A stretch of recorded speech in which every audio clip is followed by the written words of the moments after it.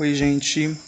Vamos iniciar os estudos da 10ª semana das atividades pertencentes à disciplina de História do site da Seduc Aprendizagem Conectada. Na semana passada estudamos os estados nacionais. Então, nessa semana a gente vai dar início ao estudo do significado do termo humanismo. Nós vamos entender um pouco mais sobre esta questão. Esse termo vem do Renascimento, que a gente também viu na semana passada. Vamos iniciar o nosso estudo falando sobre o humanismo, uma nova visão de ser humano e de mundo. O humanismo vai ser uma corrente teórica que vai ter por objetivo principal colocar o homem como o centro de tudo. Vai haver a chamada glorificação do homem e da natureza humana, como enfatiza o próprio texto. Vai surgir na Itália em meados do século XIV.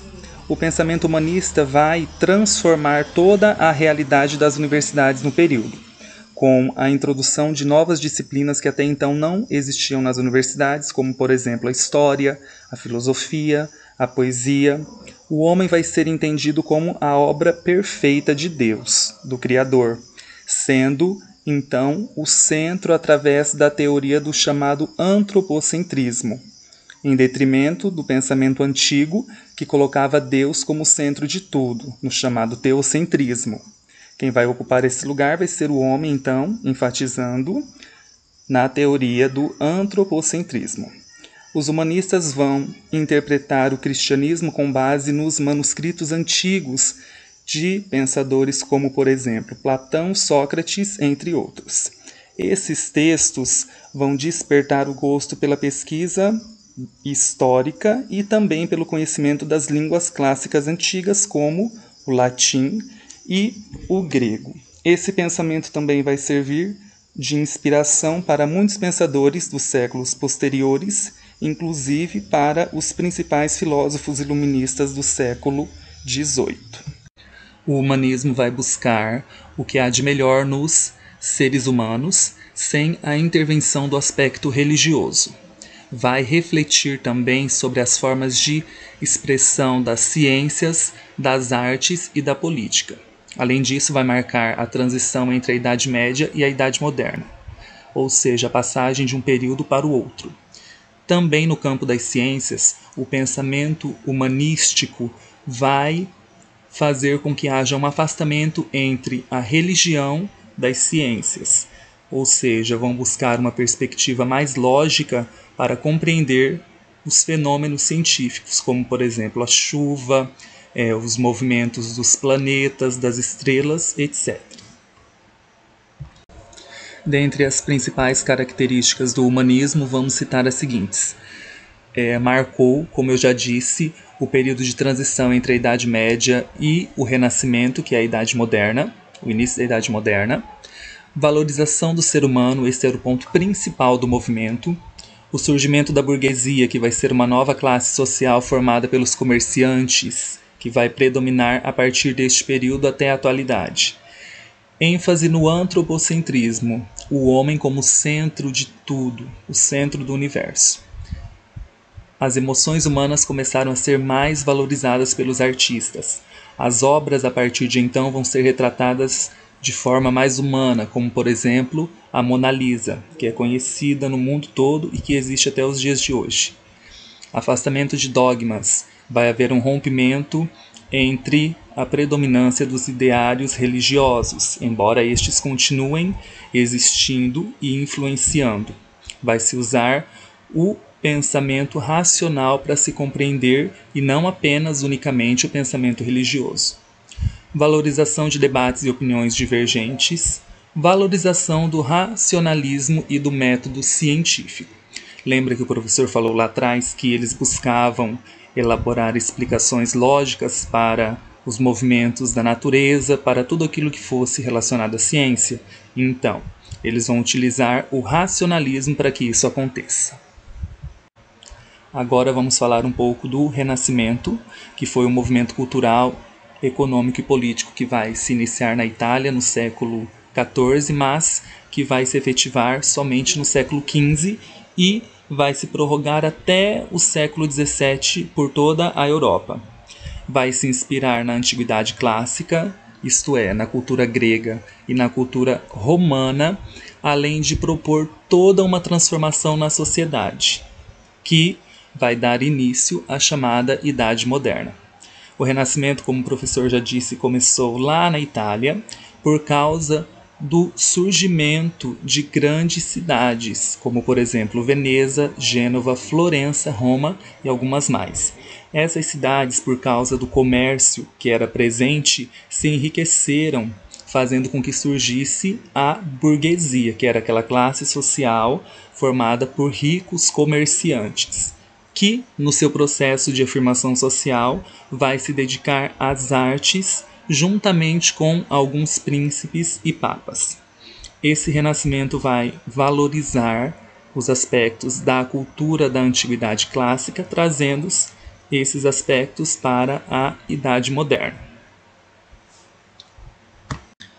Dentre as principais características da cultura renascentista, nós temos o racionalismo, que vai ser aquele pensamento onde a razão vai ser o único caminho para se chegar ao conhecimento e que tudo poderia ser explicado por ela e também pela ciência.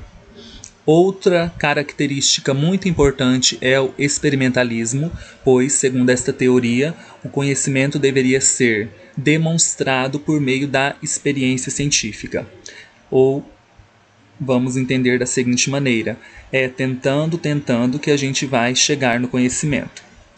Outro ponto muito importante é o individualismo, que vai nascer da necessidade do homem conhecer a si próprio, buscando afirmar a sua própria personalidade. Vai haver aquela valorização do eu, da pessoa em si, sem considerar a opinião daqueles que o cercam. Essa concepção vai levar em consideração de que o direito individual vai além do direito coletivo, justamente isso que eu acabei de falar, a valorização do eu em relação ao meu próximo. Um último ponto das características do Renascimento é o antropocentrismo, que vai colocar o homem como o centro de todo o universo e como a criação suprema de Deus. Vamos agora para o Renascimento científico. Este movimento vai ser marcado por grandes descobertas na área das ciências, como diz o próprio nome. Nos campos da astronomia, da física, da medicina, da matemática e da geografia. Um nome importante desse período aí vai ser o de Nicolau Copérnico, que vai negar a teoria geocêntrica. O que era essa teoria? Uma concepção da Igreja Católica dizendo que a Terra era o centro do universo. O Sol e os demais planetas, segundo ela, giravam em torno da Terra. Nicolau Copérnico vai fazer uma afirmação contrária. Ele vai dizer o seguinte: a Terra não é o centro do universo, mas simplesmente um planeta que gira em torno do Sol. Outro nome muito importante deste período vai ser Galileu Galilei, que vai descobrir os lindos anéis de Saturno, que a gente pode ver hoje, as manchas solares e os satélites de Júpiter, as luas de Júpiter. Perseguido e ameaçado pela Igreja, o Galileu vai ser obrigado a negar publicamente todas as suas ideias e descobertas. Neste período aqui ainda, o pensamento religioso estava presente e era o que determinava. Por isso, muitos dos cientistas do período tiveram as suas descobertas científicas não aceitas pela sociedade. Na medicina, os conhecimentos vão avançar grandemente graças aos trabalhos e experiências sobre a circulação sanguínea, os métodos de cauterização, que era queimar uma ferida para que ela pudesse sarar de forma mais rápida, e os princípios gerais da anatomia, ou seja, do estudo do corpo humano. O tópico do Renascimento artístico vai abordar nomes importantes como Rafael e Michelangelo, dizendo sobre as principais obras de cada um deles. No caso de Rafael, nós temos aqui Madonna do Prado, que vai ser uma importante pintura realizada por ele. Já Michelangelo vai ser aquele artista italiano marcado pelas ideias do humanismo que a gente está estudando no decorrer desta aula. Além de pintor, ele também era escultor, e dentre as suas obras principais está Pietà, A Criação de Adão, O Juízo Final e O Teto da Capela Sistina.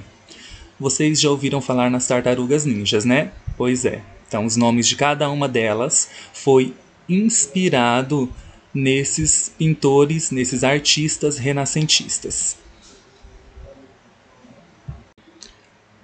Ainda falando sobre o renascimento artístico, nós temos um nome muito importante que é Leonardo da Vinci. Leonardo da Vinci, além de ser um pintor e escultor, ele reunia diversos talentos. E temos como a sua principal obra a conhecida Mona Lisa, como apresentada aí na figura ao lado.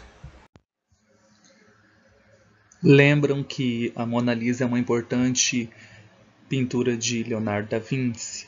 Então, trouxe para vocês aqui esses dois GIFs. Vocês sabem o que é GIF?